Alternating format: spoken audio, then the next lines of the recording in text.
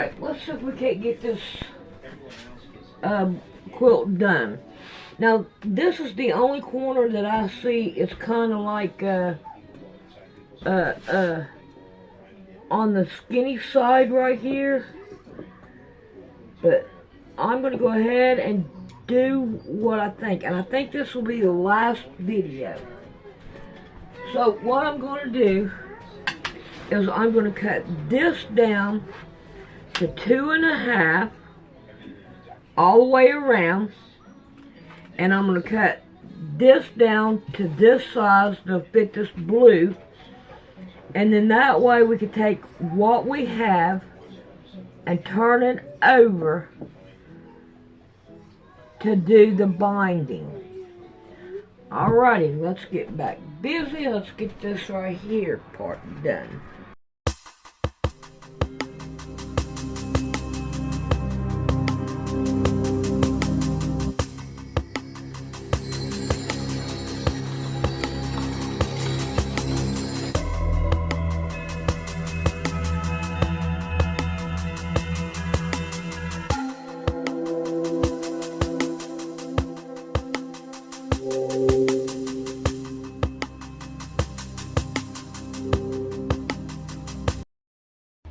Yes, it's very true.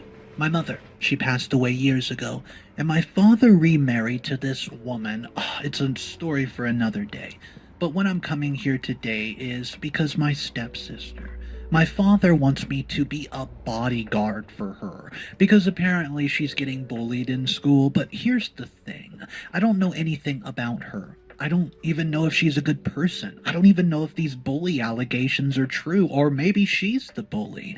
And I'm in college right now, 30 minutes away at my own campus, apartment, trying to get my education going. And now I have to deal with someone that's not even my real sister. I don't even know where to start with this mess. I guess I should clarify that I don't hate my stepsister. I don't even know her well enough to have an opinion about her, honestly. But according to my father and his new wife, I'm supposed to be her bodyguard, babysitter, therapist, and social coordinator all at once. And when I said no, suddenly I'm the worst son and brother in the world. So here's the situation. My mother passed away when I was 12. It was just me and my dad after that, and honestly, he was never really there for me. He wasn't outright cruel, but he wasn't present either. He worked late, barely talked to me unless it was about school or chores, and just generally treated me like a responsibility rather than a person. It wasn't long before We're gonna call it quits right here. I'm gonna try to do it another way. Do it the old-fashioned way. I accidentally cut that, and that just throwed everything away. Alrighty, let's get to trimming it down the right way now. I learned to be independent because, well, I had to be. I cooked my own meals, handled my own schoolwork, and figured out everything else on my own. Birthdays, barely acknowledged. Emotional support, non-existent. When I got my first job at 16, I was already used to handling things myself, because my dad just didn't plan to put in the effort. Okay, fast forward a few years, and my dad meets Laura. They get married last year, and along with her came Emma, my 16-year-old stepsister. I barely know her because I'm in college now and don't really get to spend much time at home.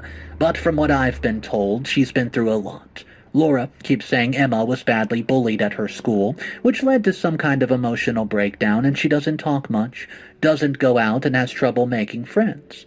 I get it, that sucks for her. I would not wish that on anyone. But somehow this has become my problem. Now, according to Laura, what Emma needs most is a strong, reliable older brother to help her adjust. And guess who volunteered for the job without being asked? Yeah, me. My dad told me very seriously that I needed to step up and help Emma build confidence, that I should escort her to school, make sure nobody messes with her, and introduce her to people, and basically devote a significant chunk of my life to making sure she's okay. I laughed because I thought he was joking, but he wasn't. When I told him that this is not my responsibility, he gets angry. He said that since I'm the oldest, it's my duty to protect her. That I should be grateful for having a family again after all these years, that I should be happy to help her adjust. Well, at that point, Laura chimed in, saying that Emma really needed a supportive brother figure, and that I could be such a positive influence on her. At this point, I just told them flat out I am not her therapist. If Emma needs any sort of help, she should get professional support and not be forced to rely on a stepbrother she barely knows. I told them I didn't want to be responsible for someone else's emotional well-being. I mean, is that too hard to understand? Well, that's when the guilt trip started. My dad said I was being selfish, that I was acting like a stranger instead of family, and Laura looked like she was about to cry and said she thought that I was a good person, but maybe she was wrong. Emma was in her room the whole time, so she didn't hear any of this, but I wouldn't be surprised if they told her later. Yeah, I left before I could say something that I would regret. Now my father's texting me nonstop saying he's disappointed in me. Laura keeps trying the passive-aggressive guilt approach, sending messages like, I just thought you were more caring than this. Wow. And now some of my friends are saying, well, it wouldn't hurt to help a little. I get where they're coming from. They think that it's just a normal sibling dynamic, that maybe I'm just being stubborn and should try to connect with Emma. They don't see the bigger picture, because it's not about whether or not I could help. It's about the fact that I shouldn't have to. Emma's not my responsibility. My dad barely cared about my emotional well-being growing up, and now he suddenly wants me to be a big brother just because it's convenient. He didn't step up for me when I needed support, but now I'm expected to be some heroic role model for a girl I barely know. No, that's not happening. I get that Emma had a tough time at her last school, but how is that my problem? I didn't bully her, I didn't create this situation, yet I'm being pressured into playing Big Brother just because my dad and Laura don't want to deal with it themselves? That's the thing that really makes me mad. They act like this is about family, but let's be real. If my dad actually cared about family, maybe he should have acted like a real parent when I was growing up. I was 12 when I lost my mother. 12. Do you know what my dad did for me emotionally? I'll tell you, nothing. He just assumed that I was fine because I wasn't acting out. I did not even get to go to therapy. I didn't get any heart-to-heart talks. Nothing. I mean, he just assumed I was okay, and I had to deal with it because that's what was expected of me. It's ridiculous. I mean, what would you have done? And now he wants me to do what? Help a girl I barely know because she had a rough school experience when he never helped me with my own grief? That's why I'm angry. I spent years handling things on my own because I didn't have a choice, and now that I finally got my own life together, my dad wants to dump his new family's problem on me. And the worst part, I actually feel guilty. That's the frustrating thing. I know I shouldn't, but I do. I keep thinking, what if my friends are right? What if it would not hurt to try? But then I remember that the only reason I feel guilty in the first place is because I've been conditioned to accept being an afterthought. I've always been expected to be independent, to handle my own problems, to not ask for too much, but suddenly I'm supposed to just drop everything and be the perfect older brother just because they want me to? No, I refuse. Well, they made it clear my feelings did not matter when I was younger, and now their feelings don't matter to me. I don't know, am I actually being a jerk here?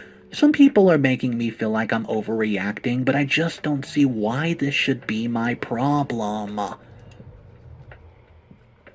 Update number 1. It's been 2 weeks, and honestly nothing has changed. My father and Laura are still guilt-tripping me non-stop. Every time I'm home, there's some passive-aggressive comment about how family looks out for each other, or how Emma just needs a good role model.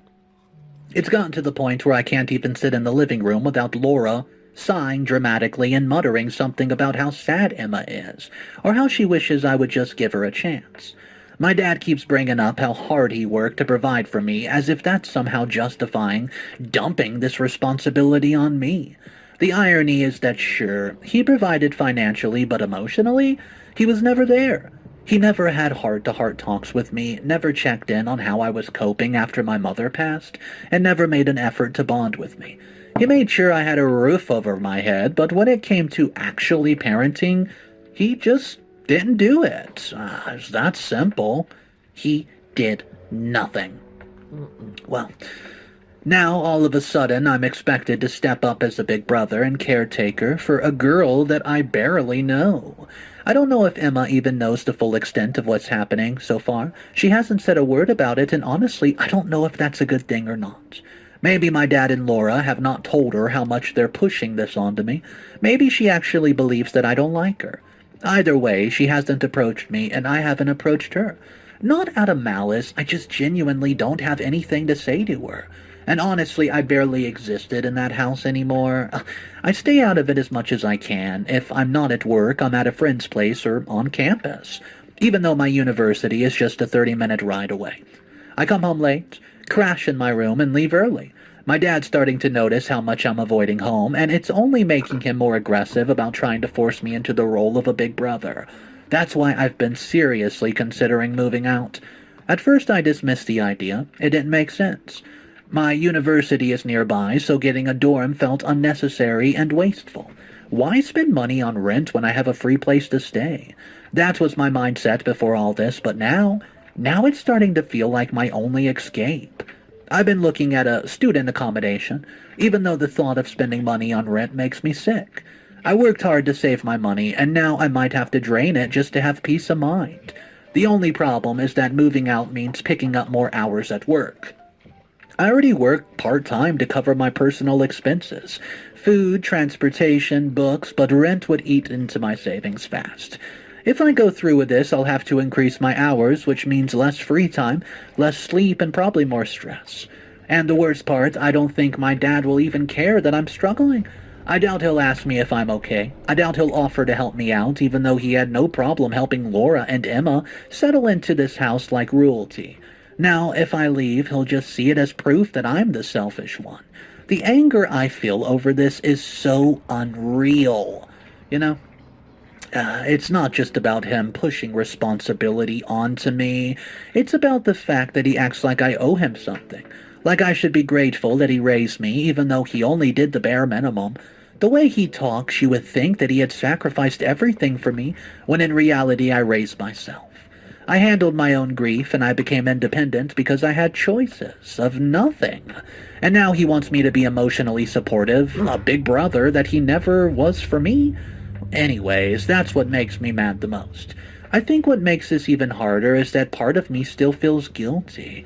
Even though I know I'm not in the wrong, even though I know this situation is entirely unfair, the years of being conditioned to expect nothing from my father but still be grateful for what little I get to make it hard to just walk away without feeling like I'm abandoning something. And maybe that's why they're counting on this. Maybe my father and Laura know I feel this way, and that's why they keep pushing. Because they think eventually I'll break down and just give in, but I can't. I'm an adult now. I can't let myself be trapped in someone else's expectations for my life. I don't want to spend the next few years tiptoeing around my own house, being forced into a role I never wanted, just because it makes things easier for my dad. I deserve better. It sucks that I even have to make this choice. Moving out means struggling financially, and staying means struggling emotionally. I hate that these are my only two options, but I know deep down that I can't stay here any longer. I can already imagine how my father's going to react. He'll either pretend not to care or he'll lose his mind over it. Laura will probably cry and make herself the victim. Surprise, surprise. And I would not be surprised if Emma is used as an excuse to guilt-trip me even more. But I don't care. I'm moving out, I'm setting my boundaries, and if they don't like it, that's their problem, not mine. Update number 2. It's been a month since my last update, and I finally moved out. I managed to find student accommodations that were not ridiculously overpriced, and even though it still means cutting into my savings and working extra hours, it's worth it. But of course, my father and Laura did not let me leave peacefully. Oh no, the day I started packing my things, they made a huge scene. It was like they've been waiting for this moment just to turn it into another guilt trip. My dad went on and on about how I was abandoning my family, how he sacrificed so much for me, how I was being selfish by refusing to be there for Emma.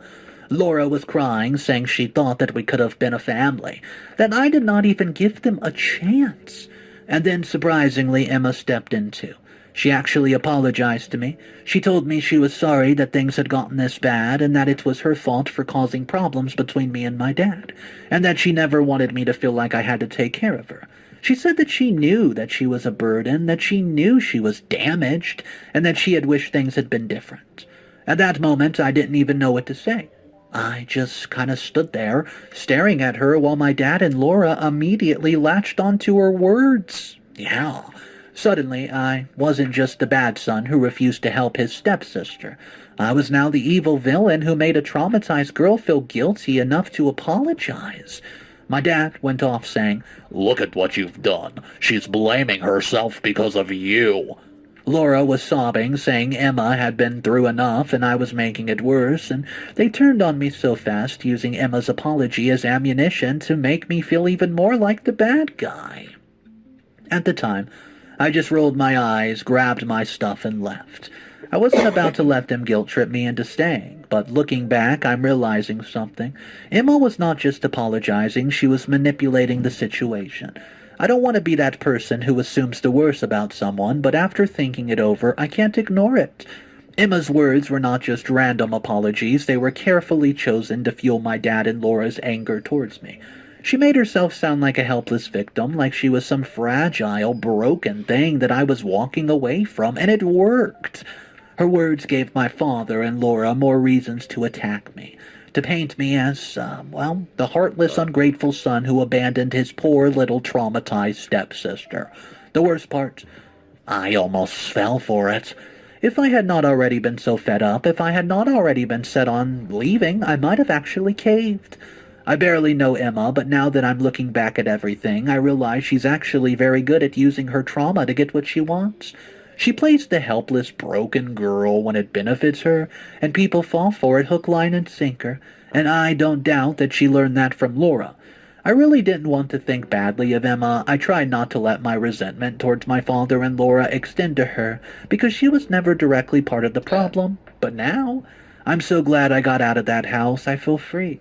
I can finally come home without dreading the next guilt trip, the next passive-aggressive comment, the next expectation being shoved onto me, and as for my dad, Laura, and Emma, they can deal with their family drama on their own. I'm done. Update number 3. It's been a week since I moved out, and I wish that I could say things have calmed down, but they haven't. My dad and Laura actually showed up at my dorm unannounced, trying to corner me. I don't even know how they found out where I was staying, but I wouldn't be surprised if they pressured one of my relatives into telling them. They didn't text, they didn't call, they just showed up. And when I didn't let them in, they started making a scene. They were at the front entrance, loudly demanding to see me, saying it was oh so urgent, and that family should be talking things out. Yeah, right. My dad even tried to guilt-trip the dorm staff, saying that I was just being overly dramatic and that they needed to teach me respect. Laura was full-on crying, acting like a mother who had been cruelly shut out by her ungrateful son. Luckily, I had already spoken to my dorm manager about them, and they were not allowed inside. The staff blocked them from entering and told them they could not wait around, unless I personally agreed to see them. Of course I didn't. After a while, they finally left, but not before making sure everyone around heard about what a terrible son I was. I know, because my dorm manager later told me that my father kept saying things like, "He's my son, I raised him, and this is how he treats me." Since then, the harassment has only gotten worse. They're now blowing up my phone nonstop, and I've been getting endless calls and texts alternating between guilt trips, fake concerns, and outright anger. One moment, my father's texting me stuff like, "We just want to talk, can we not be a family?" The next, it's a full-on accusation about how I abandoned them, how I'm selfish, and how I've let other people poison my mind. Laura's been even worse. Her messages are pure emotional manipulation. Long paragraphs about how she just wanted a family and how she never thought that I could be so cruel. She keeps saying Emma's devastated, but she's not doing well, and that it's my fault for leaving her behind. I've muted both of them, but I still see the messages, and it's straight up exhausting. I have to be a bit more careful now. I'm being extra careful whenever I go out. I would not put it past them to suddenly ambush me somewhere. So thankfully, my father has always been so neglectful of my life that he doesn't even know where I work. That's my biggest advantage. If he knew, I have no doubt that he would show up there too, so I've been extra cautious not to let anything slip. But it sucks that my university is still so close to their house. There's always the possibility of running into them somewhere. At the end of the day, though, I'm an adult now, and I'm enacting my boundaries whether they like it or not. They can harass me all they want, they can cry, yell, throw tantrums, but they're not forcing me back into their mess. They're just going to have to deal with the fact that I'm done. Final update. Update number 4. OP says they're free. It's been 2 months since I moved out, and honestly, I've never felt better. At first, it took some adjusting. Paying rent still stings a little, and working extra hours to make up for it has not been fun. But the peace of mind I have now is absolutely worth it. No more coming home to guilt trips. No more passive-aggressive remarks. No more pressure to be some forced big brother figure. And the best part, they finally stopped bothering me.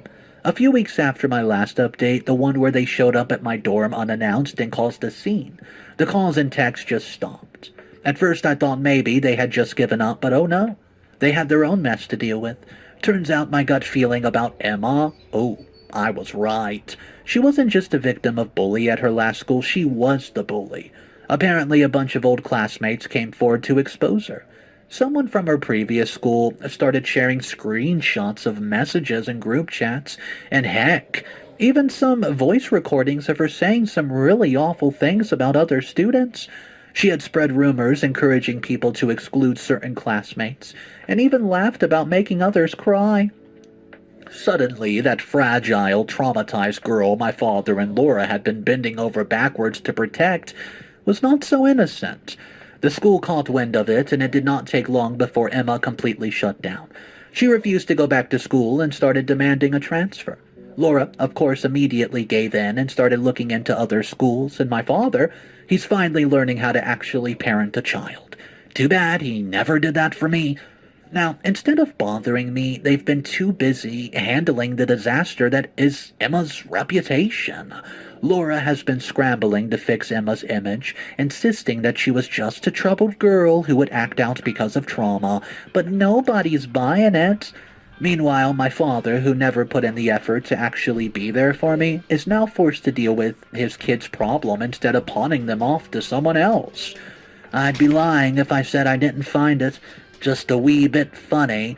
The same man who told me that I should be grateful for family is now dealing with a daughter who refuses to go to school and throws tantrums when she doesn't get her way. The same man who tried to dump his responsibilities onto me is now forced to handle them himself. Oh, and me. I'm just living my life. I go to class, I work my shifts, hang out with some friends, and go home to a place where no one expects me to play a role I never wanted. My dad and Laura have not reached out since Emma's situation blew up, and I doubt they will anytime soon. Not because they've realized that they were wrong, but because they're too busy dealing with the mess that they've created, and honestly, that's fine with me. I'm done with them, and I don't care how they handle little Emma's situation. I don't care if they finally figure out how to parent properly or if they keep making excuses for her. It's not my problem anymore. We are finished with this quilt. Here is the signature patch, and here is the back of it, and the front, and it is 48 by 67, and I hope you guys enjoyed, and we're going to work on something else now. See you later.